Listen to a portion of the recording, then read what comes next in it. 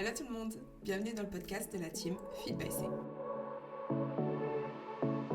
Hello tout le monde, bienvenue dans ce tout nouvel épisode du podcast de la team Feed by C. Je suis Chloé, donc la fondatrice de la team, et aujourd'hui je suis accompagnée de notre coach Anaïs, qui est donc notre spécialiste en santé hormonale. Est-ce que tu veux peut-être, avant qu'on commence ce podcast, juste expliquer en 2 mots, voilà, quel est ton rôle au sein de la team, quel est ton travail en fait? Ouais, avec plaisir. Du coup, mon rôle, effectivement, c'est d'accompagner les femmes autour de leur santé hormonale de manière générale, que ce soit des déséquilibres qui sont non diagnostiqués. Voilà, on observe pas les symptômes d'un point de vue hormonal, ou que ce soit effectivement suite à des diagnostics et le besoin ou l'envie d'avoir une approche un petit peu plus holistique. Voilà, en gros, le cœur de mon travail, je suis thérapeute nutritionnelle et effectivement spécialisée depuis maintenant 6 ans sur les hormones. Donc c'est vraiment le cœur de mon métier et ce pourquoi j'accompagne les femmes au sein de la team. Alors aujourd'hui, dans le cadre de ce podcast, on va parler de la thyroïde d'Hashimoto. Alors pour commencer, ben voilà, est-ce que tu pourrais expliquer qu'est-ce qu'Hashimoto, et comment Hashimoto affecte la thyroïde? Ouais, ouais, ouais. Alors d'abord, il faut savoir que l'hypothyroïdie d'Hashimoto est quelque chose d'assez commun. C'est la cause numéro un des cas d'hypothyroïdie. Ok, donc effectivement, quand on a une hypothyroïdie avérée, le plus gros pourcentage de ces cas d'hypothyroïdie sont liés à Hashimoto, donc cette fameuse maladie d'Hashimoto. Qu'est-ce que c'est qu'Hashimoto? Donc, c'est une maladie auto-immune où en fait le système immunitaire attaque la glande thyroïde, entraînant une inflammation chronique de cette glande. Et cette condition en fait va potentiellement amener à une hypothyroïdie. Okay, donc c'est vraiment deux choses différentes. C'est-à-dire qu'on peut, et j'en parlerai un peu plus en détail tout à l'heure, mais on a le cas d'hypothyroïdie effectivement, et on a Hashimoto. Hashimoto peut créer une hypothyroïdie quand les dommages entre guillemets sur la glande thyroïde deviennent trop importants. Okay. Et en gros, effectivement, comment ça s'opère? Une maladie auto-immune, c'est votre corps qui attaque les cellules d'un système. Là, en l'occurrence, ça s'attaque aux cellules thyroïdiennes. Et ça va avoir des répercussions. Et là, en l'occurrence, perturber la production normale en fait, de ces hormones thyroïdiennes qui sont malheureusement nécessaires à beaucoup, beaucoup de fonctions dans notre corps. Et c'est là où ça pose problème, effectivement. Donc on va peut-être parler juste expliquer un petit peu qu'est-ce que la thyroïde et à quoi elle sert, juste après. Mais d'abord, donc quand on a Hashimoto, quels sont les symptômes les plus courants dont on peut, souffrir quand on a Hashimoto? Alors, il y a beaucoup de symptômes. Pourquoi? Parce que forcément, alors effectivement, la thyroïde, on en parlera un petit peu plus en détail, mais va impacter un nombre important en fait, de systèmes dans le corps. Donc, à cause de ça, forcément, les symptômes peuvent être assez variés et assez conséquents. Les premiers, on va dire, symptômes ou les choses les plus communes, c'est une fatigue. C'est vraiment le symptôme le plus fréquent et c'est un résultat en fait du ralentissement du métabolisme, d'une grande fatigue, des changements, variations au niveau du poids qui là aussi forcément sont liés au métabolisme. Et on observe en fait un changement au niveau du poids, du coup une prise de poids dans le cadre de l'hypothyroïdie qui va s'opérer alors qu'on n'a rien changé d'autre. C'est-à-dire qu'on a une alimentation qui est la même, on a une activité physique qui est la même et on voit effectivement ce changement. Une sensibilité au froid, c'est ultra commun dans le cas de l'hypothyroïdie et ça aussi c'est lié au métabolisme. On va avoir des troubles anxieux, de la dépression, des troubles de l'humeur qui vont être liés à ces déséquilibres hormonaux. Après, dans les cas où l'hypothyroïdie est un peu plus importante, on va avoir des changements au niveau de la peau et des cheveux. On va noter notamment un affinement au niveau des cheveux plus clairsemés. Et quelque chose qui est très, très, très connecté à l'hypothyroïdie, c'est la perte des sourcils, souvent la queue en fait, des sourcils, la fin des sourcils qui va tomber. Des répercussions sur la peau, évidemment, sur les articulations, douleurs musculaires et articulaires, ça c'est lié en général à l'inflammation. Et puis après, forcément, tout ce qui va être lié au métabolisme, donc des troubles du sommeil, on va aussi avoir des soucis de digestion, on parlera peut-être un petit peu plus en détail de la connexion entre la thyroïde et l'intestin. Mais voilà, une digestion un peu plus lente, la constipation, voilà, en gros, des règles irrégulières, des problèmes de fertilité, ça c'est l'impact en fait, que ça va avoir sur les hormones féminines sexuelles. Mais voilà en gros les symptômes les plus Donc communs. d'une manière générale, en fait, c'est un peu le corps qui fonctionne au ralentit, on peut un peu dire ça comme ça. Ouais, c'est exactement ça. Et du coup, donc en gros, quel est le rôle de la thyroïde? La thyroïde, c'est une espèce de, alors c'est au niveau de la base du cou, c'est une espèce c'est une glande qui ressemble un petit peu à un papillon. Il faut imaginer en termes de grosseur, c'est un peu comme si vous mettiez vos 2 pouces ensemble, plus ou moins. Et on a effectivement cette glande, cette petite glande au niveau de la base du cou. Elle va jouer un rôle, sans rentrer dans le détail, mais en gros, elle joue un rôle crucial sur la régulation du métabolisme. Quand on parle de métabolisme, on parle d'énergie, de régulation de la température, mais aussi effectivement ça va contribuer en fait à la réaction et la cascade des autres hormones. Donc, ça va impliquer tout un tas de réactions en chaîne. Il faut savoir qu'en fait, ça influence ces hormones-là. Donc, la thyroïde va produire 2 hormones principales, la thyroxine, la T4 et la T3. Et ces hormones vont influencer en fait presque tous les organes et les systèmes du corps. Ça va réguler tous les processus vitaux, le rythme cardiaque, la digestion, la croissance cellulaire. Il faut savoir que la plupart de nos cellules dans le corps, elles ont des récepteurs aux hormones thyroïdiennes. Donc c'est vraiment quelque chose qui impacte l'ensemble de notre corps. Et effectivement, quand on a une hypothyroïdie ou en tout cas un dérèglement de la thyroïde et dans le cas d'Hashimoto, on pourra en parler un peu plus en détail de ce qu'est Hashimoto, mais on va avoir en fait un impact sur le corps de manière générale. Du coup, Hashimoto, de manière plus précise, ou si on essaie un petit peu d'expliquer ce qui se passe dans le cadre d'Hashimoto, parce que c'est le cas de notre conversation aujourd'hui, dans la thyroïde d'Hashimoto, thyroïdite de Hashimoto, le système immunitaire donc, va produire des anticorps qui attaquent la thyroïde, en particulier les enzymes et les protéines, telles que la TPO et la thyroglobuline, et du coup, cette attaque, en fait, ça conduit à une inflammation, une destruction progressive des cellules de la thyroïde, et ça va réduire, en fait, la capacité, en fait, tout simplement, de la glande à produire ces hormones thyroïdiennes. Okay. Donc, effectivement, les maladies auto-immunes, ça peut s'opérer sur tout un tas de systèmes, tout un tas d'endroits au niveau du corps. Mais effectivement, dans le cadre d'Hashimoto, c'est les hormones thyroïdiennes la thyroïde qui va en pâtir. Mais cette réaction, elle vient effectivement du système immunitaire à la base. Donc, il y a un souci d'un point de vue immunitaire et les cellules sont attaquées. Elles sont un petit peu considérées comme cellules étrangères. Donc, le corps essaie de les attaquer tout simplement, alors que malheureusement, elles font partie des cellules normales et le corps ne devrait pas, le système immunitaire ne devrait pas réagir. Mais effectivement, il y a une réaction anormale au niveau du système immunitaire et c'est ce qui a été détecté en fait comme maladie d'Hashimoto. Ok, et du coup, qu'est-ce qui peut provoquer en fait une Hashimoto? Parce que là, tu dis, bah voilà, c'est les cellules du corps qui s'attaquent, enfin le système immunitaire, disons, qui s'attaque aux cellules du corps, mais pourquoi il se passe ça ou qu'est-ce qui peut provoquer en fait ce phénomène? Ah, c'est une bonne question. C'est quelque chose qui n'est pas forcément bien compris. Alors d'abord, les maladies auto-immunes ne sont pas très très bien comprises pour être transparente. On ne sait pas toujours d'où viennent les maladies effectivement auto-immunes. La maladie Hashimoto, elle a effectivement donc les causes exactes ne sont pas forcément entièrement comprises, mais il y a plusieurs facteurs qui peuvent contribuer à son développement. Dans les causes les plus courantes qui ont été identifiées, il y a les facteurs génétiques. C'est vrai que s'il y a des antécédents familiaux, des personnes de votre famille qui ont eu des soucis d'un point de vue hypothyroïdie, parce que, et on en parlera peut-être tout à l'heure dans le diagnostic, mais malheureusement, on identifie les hypothyroïdies, mais on ne va pas toujours chercher la cause. Et c'est du coup dans plein de cas, les personnes sont traitées pour une hypothyroïdie. En fait, on ne sait même pas que la cause, elle est auto-immune. Donc c'est possible que si vous avez des personnes de votre famille qui ont été ou qui souffrent de soucis d'un point de vue thyroïdien, qui en fait souffrent de maladies auto-immunes et notamment Hashimoto.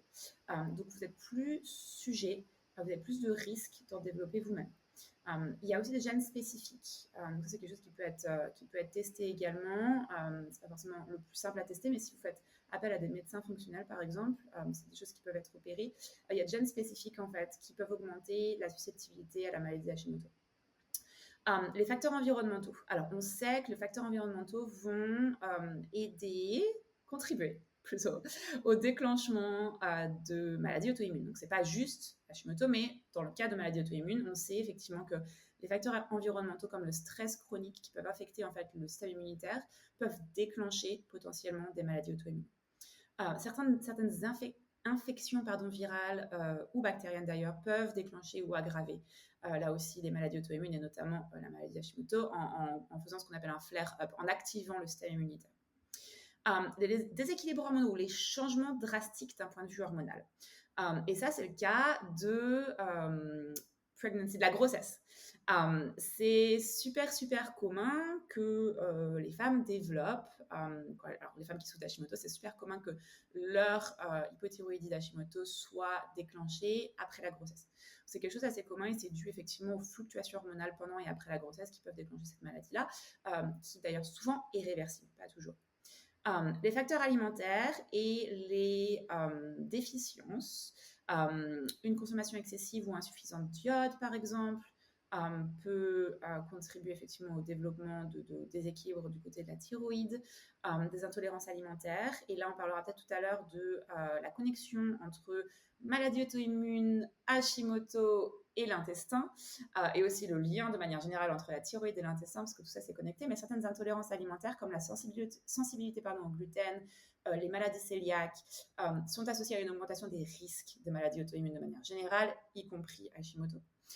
Le fait d'avoir déjà des maladies auto-immunes, donc les personnes par exemple atteintes d'autres maladies auto-immunes comme la polyarthrite par exemple, le lupus, des personnes qui souffrent de diabète de type 1 aussi, peuvent être susceptibles de développer la maladie Hashimoto également.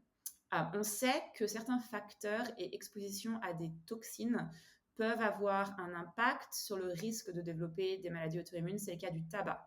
Donc, le tabagisme a été associé à une augmentation assez forte du risque de maladies thyroïdiennes et de maladies auto-immunes de manière générale. Et l'exposition à des polluants, et c'est d'ailleurs hyper important quand on fait des suivis et qu'on a vraiment cette approche holistique du corps. Très souvent dans mes suivis, en fonction des symptômes que j'observe, je vais faire des analyses effectivement d'exposition aux métaux lourds, par exemple. On sait que certaines expositions à des polluants métaux lourds notamment peuvent avoir des impacts au niveau de la thyroïde. Voilà en gros les causes les plus communes. Du coup, au début, on a expliqué voilà, les symptômes. Si on suspecte d'avoir Hashimoto, comment est-ce qu'on peut vraiment le diagnostiquer?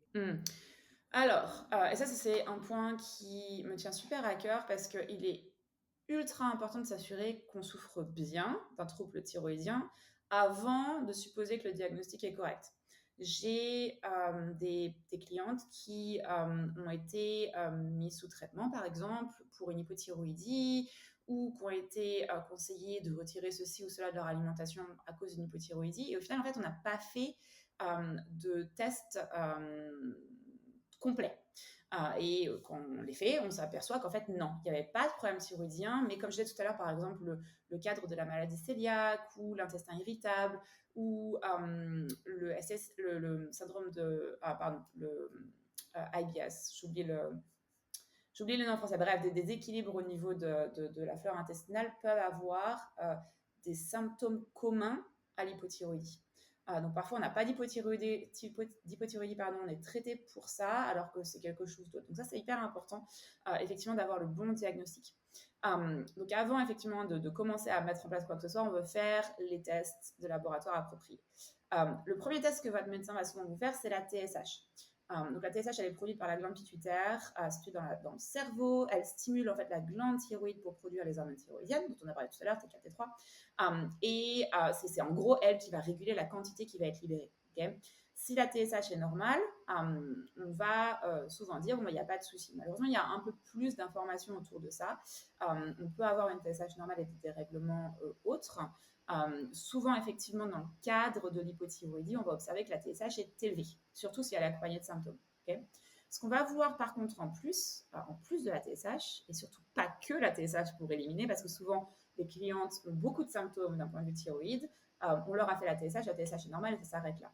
C'est important d'aller chercher plus loin que ça. On va vouloir vérifier effectivement la fameuse T4, la fameuse T3, ce qu'on appelle le free T3, free T4. Donc en gros, ce qui est disponible circulant dans le sang et la free T3, la T3 et T4 totale, qui sont la quantité totale des deux hormones. On va vouloir vérifier ces deux éléments-là. Une TSH élevée, du coup, comme je disais tout à l'heure, c'est souvent commun dans les cas d'Hashimoto. Souvent, on va observer dans les cadres d'Hashimoto une T4 et peut-être une T4 basse et une T3 souvent basse également. Ce qui va être important de vérifier pour confirmer Hashimoto, parce que là, pour l'instant, on parle de la thyroïde, Et pour confirmer qu'il y a effectivement une maladie auto-immune, on va regarder les anticorps anti-TPO. Il y a deux types d'anticorps. Il y a aussi la thyroglobuline. Les recherches récentes sur le sujet montrent que ce n'est pas un marqueur fiable quand il est pris seul. Avoir l'information de l'antithyroglobuline, c'est intéressant, mais tout seul, ça ne peut pas confirmer un diagnostic. Les anticorps anti-TPO, en revanche, oui. Donc, vérifiez ça. S'ils sont positifs, effectivement, on a un risque d'une potentielle hypothyroïdie. On estime que si les anticorps sont positifs mais bas, il y a peu de chances que ça évolue vers une hypothyroïdie, effectivement, avec des marqueurs où là, la thyroïde commence à être défectueuse. Si on est effectivement sur des niveaux très élevés, c'est là où en général, on observe des changements au niveau de la thyroïde et des hormones qu'elle produit. Un dernier bilan que je recommande quand on parle juste de la thyroïde, c'est d'aller faire une échographie. C'est hyper important parce que donc cette fameuse Hashimoto, cette maladie, quand elle va être plus importante ou qu'elle fait plus de dégâts, ça va avoir un impact en fait sur la texture, pour simplifier, de la glande. Donc on veut effectivement vérifier si on a eu des dommages qui sont observables. En fait. Okay, donc c'est vraiment un ensemble de tous ces facteurs-là qui va permettre de savoir ce qui se passe. Et puis derrière, d'un point de vue fonctionnel, quand on travaille avec des médecins fonctionnels ou des experts qui ont l'habitude de travailler sur un aspect un peu plus holistique, on va aussi faire d'autres tests, notamment des tests de vitamines, de minéraux, vérifier s'il y a des facteurs génétiques, vérifier, moi je vérifie toujours dans le cadre de l'hypothyroïdie ce qui se passe d'un point de vue de l'intestin, comme je disais tout à l'heure. Donc il y a d'autres tests périphériques, mais c'est ces tests-là qui confirment l'hypothyroïdie et qui confirment Hashimoto.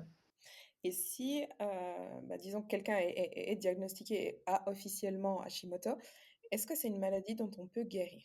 J'aime bien cette question. Ah, on me la pose souvent.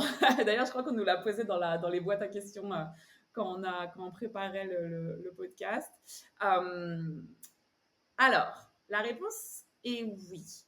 Peut-on guérir de l'hypothyroïdie? Qu'est-ce qu'il y aurait d'Hashimoto? Oui, parfois. Tout va dépendre de la cause du problème. Tout va dépendre de la durée pendant laquelle on a eu ce problème. Et dans le cadre d'Hashimoto, tout va dépendre de cette étendue des dommages causés à la thyroïde, ce que je disais juste avant.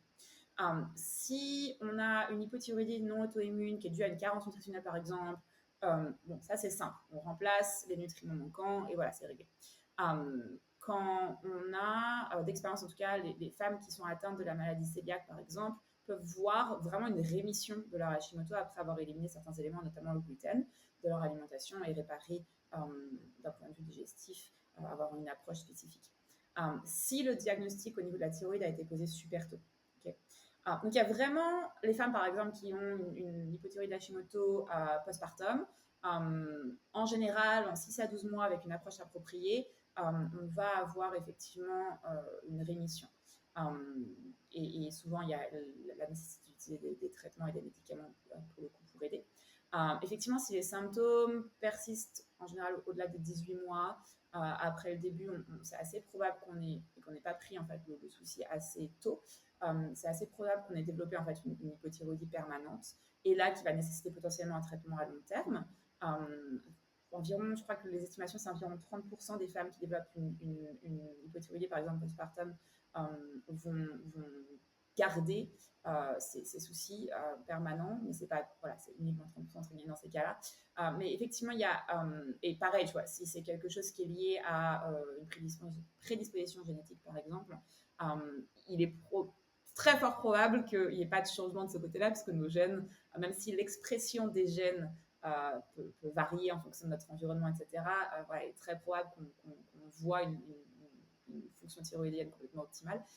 Mais avec un traitement, il n'y a aucun souci pour le coup pour avoir une vie normale et être complètement asymptomatique. Et du coup, en parlant de traitement, enfin, quand tu parles de traitement, de quel traitement tu parles? Est-ce que tu parles de médicaments, d'un traitement médical ou est-ce que, enfin voilà, qu'est-ce qu'on peut prendre pour justement soit guérir, soit diminuer les symptômes et du coup mieux le vivre, enfin, mieux gérer, ou qu'est-ce qu'on peut mettre en place? Pas forcément en parlant de médicaments, mais qu'est-ce qu'on peut faire pour améliorer justement son Hashimoto?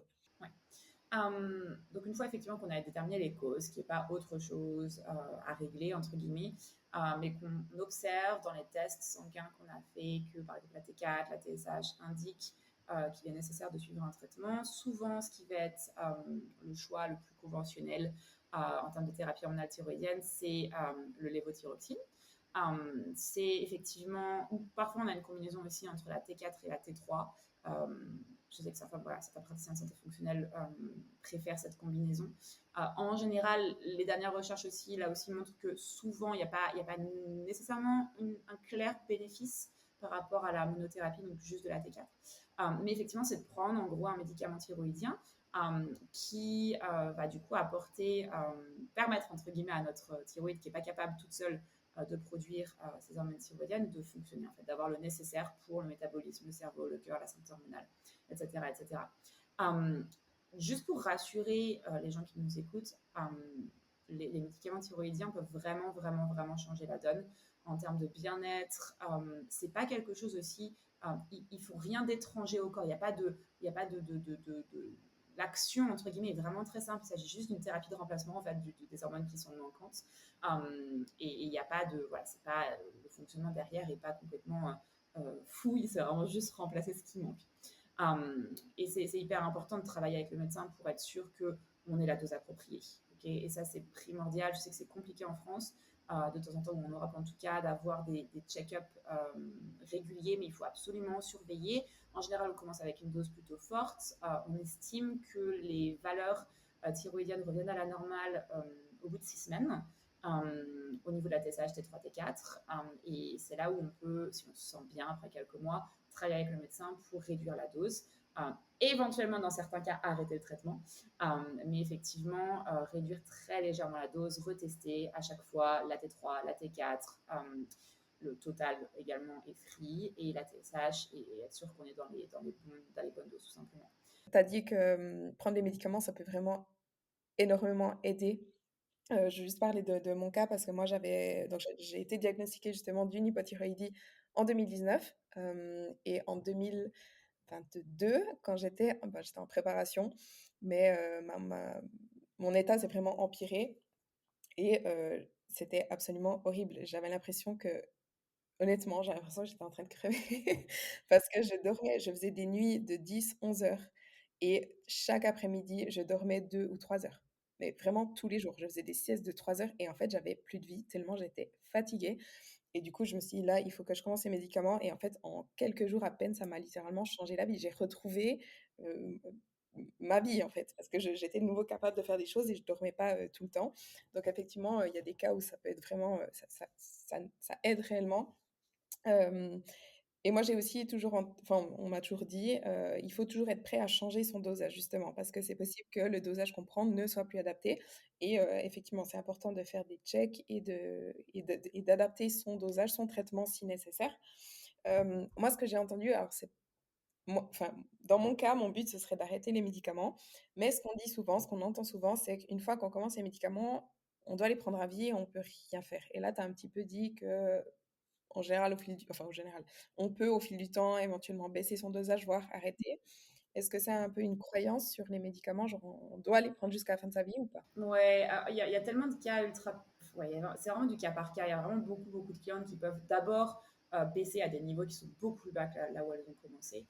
Il faut faire juste attention parce qu'effectivement, le risque, en fait, principal, il n'y a pas un risque, entre guillemets, grave sur l'utilisation notamment de la T4. Mais effectivement, le cas ou le risque, c'est le surdosage. Donc, quand on a trop de cette supplémentation en T4, on passe en hyperthyroïdie. Ce qui au début paraît absolument génial parce qu'on passe de je suis complètement KO, léthargique à je suis voilà, au top de ma vie. Mais malheureusement, c'est pas quelque chose qu'on veut garder parce que ça a plein d'effets secondaires, insomnie, anxiété, etc. etc. Changement au niveau du rythme cardiaque, bref, des choses qu'on ne veut pas garder. Mais c'est vraiment, voilà, c'est pour ça que c'est important de suivre les bilans sanguins et d'avoir des check-ups réguliers. Mais effectivement, non, il y a des cas où on peut vraiment diminuer les doses, éventuellement les arrêter, mais c'est vraiment, alors quand il n'y a pas de dommage à la thyroïde, quand on n'a pas, typiquement avec les facteurs génétiques, c'est un peu plus compliqué. Mais il y a des cas, effectivement, et avec les approches plus naturelles dont on va parler tout à l'heure, Il y a des cas effectivement où on a besoin de beaucoup moins ou plus de traitement. Dans ton cas, c'est un peu délicat parce que c'est vrai que, sans rentrer dans le détail du cas de Chloé, il y a quand même beaucoup de choses qui rentrent en jeu. Et on a, dans ton cas, typiquement, on sait qu'on a des soucis d'un point de vue gluten déjà, qu'on a des soucis d'un point de vue digestif. Ça a énormément d'impact, à la fois au niveau voilà, intestinal et probablement au niveau génétique. Et voilà, il y a plein de choses qui rentrent en jeu. Mais souvent, ce qu'on observe, en tout cas, la baisse des traitements. Du coup, avant de enfin, est-ce que tu dirais que les médicaments sont quand même trop rapidement, proposés par les médecins? Ou bien si, disons, quelqu'un, voilà, a une hypothyroïdie diagnostiquée, mais ça l'impacte pas forcément trop au quotidien, mais le médecin lui dit: «OK, vas-y, prends de la T4». Est-ce que la personne peut se dire: «J'attends un petit peu, je mets d'autres choses en place avant», ou à quel moment elle doit se dire: «OK, là, je prends des médicaments parce que vraiment ça m'impacte trop». Enfin, comment faire le choix et comment se dire: «OK, bah, si je commence maintenant, peut-être que je vais devoir prendre ça longtemps». C'est toujours délicat, j'ai souvent cette question-là aussi. Alors, d'abord, évidemment, on ne donne pas de conseils médicaux, allez toujours voir votre médecin, c'est hyper important, mais effectivement, on observe qu'il y a beaucoup de surdiagnostics.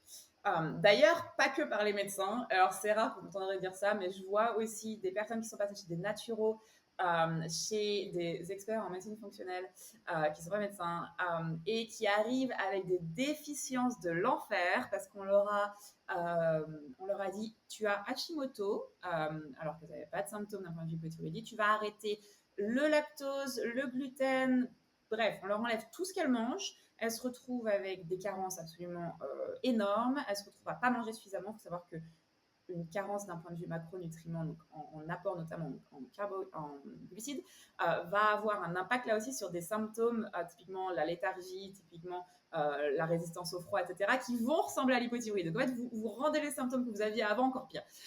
Donc oui, il y a des cadres, il y a des cas, à la fois en médecine et à la fois en médecine fonctionnelle, où il y a du surdiagnostic. Ça, c'est ultra courant. Je pense que c'est dû au fait qu'on nous ait dit l'hypothyroïdie, c'est partout. Et Hashimoto, c'est la cause numéro 1. Donc, en gros, si vous voyez une femme qui a l'hypothyroïdie, c'est Hashimoto. C'est hyper important de faire attention, effectivement, parce que, et c'est le cas de certaines de mes clientes, à la fois quand on fait des approches naturelles ou quand on fait des approches médicales, on va avoir des répercussions. J'ai des clientes qui ont pris des traitements pour une hypothyroïdie qui était très légère et qui se sont retrouvées en hyperthyroïdie, qui a eu beaucoup plus de dommages que si effectivement elles avaient ajusté certains besoins plutôt que de prendre le traitement. Donc c'est vraiment des cas, c'est pour ça que j'insiste sur le fait de faire des bilans complets, demander un second avis. Un truc que j'observe souvent, et c'est pour ça que je dis toujours à mes clientes, si vous avez l'impression que vous avez été voir un endocrino ou un gynéco ou un médecin et que vous avez l'impression que vraiment, en l'histoire de 2 minutes, on vous a dit « Ok, voilà l'ordonnance, c'est parti, vous avez une hypothyroïdie, prenez les médicaments, j'irai chercher un second avis. » C'est pas quelque chose qu'on doit donner comme si, voilà, comme si c'était la solution unique à tous les maux, surtout si vous avez, encore une fois, des symptômes qui sont gérables. Okay, c'est pas la même chose que d'avoir, voilà, des fois j'ai un peu froid, des fois j'ai mes cheveux qui s'affinent un tout petit peu, que bon, j'ai perdu la moitié de mes sourcils et je suis, comme tu disais tout à l'heure, je dors 20 heures par jour et j'en peux plus de ma vie. Voilà, faut faire effectivement faire la part des choses. Il y a des choses que vous pouvez tester avant et surtout trouver la cause. C'est ça qui va être le plus important avant, parce que typiquement, encore une fois, on peut avoir des soucis qui sont pas l'hypothyroïdie, même si on a les mêmes symptômes que l'hypothyroïdie. Donc super important, s'assurer du bon diagnostic et après du coup, si, quelqu'un ne veut pas forcément commencer les médicaments tout de suite ou alors, a peut-être commencé les médicaments, mais veut quand même optimiser tous les autres paramètres qui peuvent améliorer, en fait, l'état de sa thyroïde. Qu'est-ce qu'ils peuvent mettre en place? Qu'est-ce qu'on peut faire pour aller mieux, pour avoir moins de symptômes et cetera? Effectivement, ça comprend vraiment les cas des gens qui ont une Hashimoto, donc une maladie Hashimoto, des marqueurs anti-TPO auto-immunes qui sont présents, mais qui n'ont pas nécessairement d'impact sur la thyroïde encore, parce que c'est quelque chose qui peut évoluer. Donc là, quand on est dans ce cadre-là, effectivement, on veut mettre en place tout ce qui est nécessaire pour pas que ça aille plus loin. Okay. Il y a le cas des gens qui sont sous traitement, mais qui veulent accompagner le traitement soit pour réguler la cause, soit pour réguler les symptômes, parce qu'on peut avoir encore des symptômes quand on est sous traitement. Tu es bien placé pour en parler. Il y a le cas effectivement des gens qui ont une hypothyroïdie, mais qui n'est pas handicapante. C'est-à-dire qu'à un point de vue symptôme, on a Hashimoto, on a l'hypothyroïdie, mais les symptômes ne sont pas débilitants et du coup, on ne prend pas de traitement. Donc, c'est tous ces cas-là qui peuvent être couverts.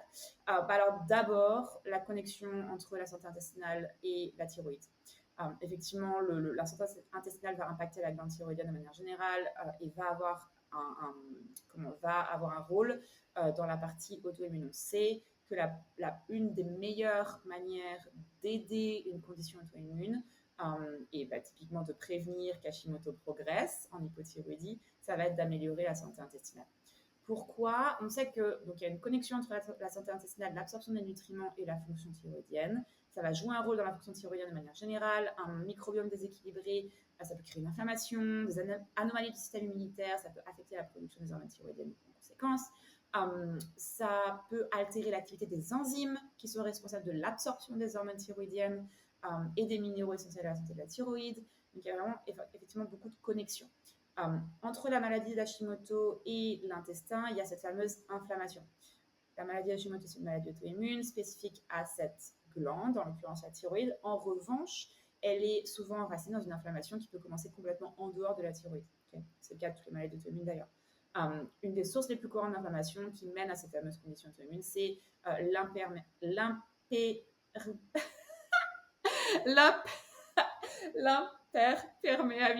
de l'intestin. Imperméabilité. C'est l'intestin qui fuit. L'intestin perméable. On va y arriver. Donc, une des causes, effectivement, les plus courantes, c'est ça. Et c'est là où ça devient pertinent, en fait, de traiter les deux ensemble. On sait aussi que le rôle de la muqueuse intestinale, comme je le disais un petit peu en amont, c'est de permettre, en fait, aux nutriments de nos aliments de passer dans la muqueuse, dans la sous-muqueuse, pour qu'ils soient assimilés, tout en empêchant, effectivement, les protéines potentiellement nuisibles et les fragments de bactéries ou autres qui viennent de l'alimentation de passer. Quand on a cette porosité au niveau de la barrière intestinale, ces éléments commencent à rentrer dans le sang et ça va créer des anticorps. Plus on a une exposition prolongée à tout ça, plus on a de déclencheurs inflammatoires, plus on a d'anticorps, plus on pousse en fait cette espèce de réaction immunitaire. Le microbiome, du coup, effectivement, hyper important. On sait aussi que la santé microbienne intestinale, ça va jouer de manière générale. En fait, ça va produire tout un tas de substances qui sont anti-inflammatoires. Donc, quand on a un microbiome qui est déséquilibré, cette nécessité d'avoir cette espèce de production pro- et anti-inflammatoire est perturbée. Donc bref, il y a tout un tas d'éléments comme ça. Les facteurs d'ailleurs qui influencent, c'est souvent des choses dont on ne se doute pas forcément, mais l'utilisation d'antibiotiques. J'ai beaucoup de clientes qui sont passées par Roaccutane, donc on fait des cures d'antibiotiques pendant des mois et des mois et des mois et des mois pour leur acné, et qui en fait n'ont plus de bonnes bactéries dans leur intestin, et malheureusement c'est quelque chose qui dure. C'est pas quelque chose, j'ai pris des antibiotiques et ça va arriver tout de suite et après c'est réglé. C'est durer pendant des années. Ça, le déséquilibre, une fois qu'il est là, il peut perdurer. Donc, il y a plein de facteurs comme ça, l'utilisation aussi d'anti-inflammatoires. Et là, c'est très connecté aussi dans le cas des femmes. Voilà, on a mal un petit peu quand on a nos règles, on prend des anti-inflammatoires et ça devient chronique. Bref, une mauvaise alimentation va jouer également, le stress chronique, tout ça, ça va dérégler votre santé intestinale et ça peut vraiment aider, en fait, malheureusement, au développement de l'Hashimoto et de l'hypothyroïdie. Je me permets juste de préciser par rapport à la perméabilité intestinale, justement. Si le sujet vous intéresse, il y a Colline, donc notre coach spécialisé en santé digestive intestinale, qui avait enregistré un podcast sur la perméabilité intestinale, justement. Donc, c'est l'épisode 27 du podcast que vous pouvez aller écouter si ça vous intéresse. Trop bien, ouais, comme ça vous aurez plus de détails sur le sujet. Je disais effectivement, donc on a ce fameux intestin perméable, la maladie cœliaque aussi, on en parlait tout à l'heure. On sait qu'environ 10% des personnes qui sont atteintes de maladie cœliaque ont une hypothyroïdie. Donc il y a vraiment tout un tas de connexions autour de tous ces symptômes digestifs et de l'auto-immunité et de l'hypothyroïdie. Du coup, effectivement, quand on parle d'une approche un peu plus naturelle et comment en fait aider d'un point de vue lifestyle, d'un point de vue alimentation, tous ces points-là, donc on va commencer par guérir cette connexion intestin-thyroïde. Ça va être vraiment le premier point. Éliminer les déclencheurs, donc tout ce qui va être, par exemple, quand on parlait de l'intestin perméable, éliminer les déclencheurs de l'intestin perméable, supprimer les aliments contenant du gluten, les aliments qui vont nous faire réagir, ça peut être pour certaines personnes les produits laitiers, bref, tous les aliments comme ça qui peuvent poser problème. On va éviter du coup ces déclencheurs pendant une certaine période. Si quand on réintroduit, c'est important d'essayer de réintroduire, on se rend compte qu'il y a un problème, c'est qu'effectivement on a une intolérance et c'est quelque chose qui ne devrait pas faire partie de notre alimentation par exemple. On va essayer de repeupler ce fameux microbiome intestinal, notamment voilà, en utilisant des pré-probiotiques, des fibres de qualité, des bonnes graisses, vraiment avoir cette approche de reconstruire le microbiome via des aliments qui sont entiers, sains et de qualité. On va ajouter des probiotiques pour certaines personnes, certaines souches très particulièrement, notamment le lactobacillus et le bifidobacterium qui sont recommandés pour ça. Utiliser certaines herbes pour aider l'inflammation, bref, soigner la muqueuse intestinale, tout ce qui va être autour de la réparation, on va dire, au niveau de l'intestin. On sait que les probiotiques ont un impact hyper important dans le cadre d'Hashimoto. Et c'est très probablement justement parce que ce que je viens d'expliquer, effectivement, la relation entre le microbiome intestinal qui est pauvre, l'inflammation et donc effectivement les maladies auto-immunes. On sait que ça, c'est un élément qui est hyper important, par exemple. Au niveau, je disais effectivement, au niveau alimentation, tous les aliments qui sont raffinés, on va éviter, donc vraiment avoir une approche. On essaye de penser un peu, si vous voulez mettre un mot sur un régime pour vous donner juste un petit peu les grandes lignes, c'est un petit peu comme si on avait une approche paléo, sans en être extrêmement restrictif, parce que c'est important aussi, on ne va pas développer de déficience, mais en gros, l'alimentation la plus brute possible. Okay, en éliminant les déclencheurs dont on a pu parler, on peut ajouter le soja dans les déclencheurs, le maïs également, qui sont assez communs pour les réactions immunitaires, et vraiment tenter la réintroduction, voir si c'est le cas. On peut aussi faire des tests, vérifier s'il y a des intolérances dans les tests sanguins, ça peut aider à savoir si on devrait éviter certains aliments ou pas. Donc ça, c'est vraiment la première chose. Éviter tous ces aliments qui sont pro-inflammatoires, c'est très spécifique. Et incorporer des aliments anti-inflammatoires, des antioxydants, des poissons gras, du curcuma, des légumes crucifères cuits. Attention, dans le cadre de l'hypothyroïdie, on veut éviter ce qu'on appelle les goitrogènes. On veut éviter les aliments crucifères, et c'est encore plus le cas dans le cadre de l'hyperthyroïdie, mais on veut faire attention aux aliments crucifères qui sont crus, mais cuits, il n'y a pas de problème. Ajouter effectivement des aliments riches en certains minéraux, certaines vitamines qui sont primordiales pour la santé de la thyroïde et aussi pour l'inflammation. On parlait du curcuma, la vitamine D, le sélénium, le zinc, tous ces éléments-là qu'on peut ajouter à l'alimentation. Ensuite, on a les compléments alimentaires. Donc ça, effectivement, au niveau des compléments alimentaires, encore une fois, on ne donne pas de conseils spécifiques. Je vais parler vraiment des compléments alimentaires les plus communs, ceux qu'on observe effectivement qui ont été étudiés pour avoir un impact sur Hashimoto et son impact sur la thyroïde. On va avoir plusieurs suppléments clés, certains dont je viens juste de parler qu'on peut avoir via l'alimentation, et d'autres effectivement qu'on peut prendre sous forme de suppléments. On a la vitamine D. Il y a beaucoup d'études qui montrent en fait que les niveaux de vitamine D ont tendance à être plus bas chez les personnes qui souffrent d'hypothyroïdie. Le corps en a besoin pour produire les hormones thyroïdiennes. C'est aussi un modulateur immunitaire, donc c'est impliqué en fait dans des centaines de fonctions au niveau du maintien de la santé dans le corps, que ce soit la santé osseuse, la régulation de l'humeur, la glycémie, l'énergie. Donc c'est hyper important d'avoir des niveaux optimaux. Donc effectivement, se complémenter, pour beaucoup de personnes, ça va être intéressant. Vérifier les niveaux sanguins environ 6 semaines après le début de la supplémentation jusqu'à 3 mois en fonction des cas pour vérifier si on est bien dans la dose optimale.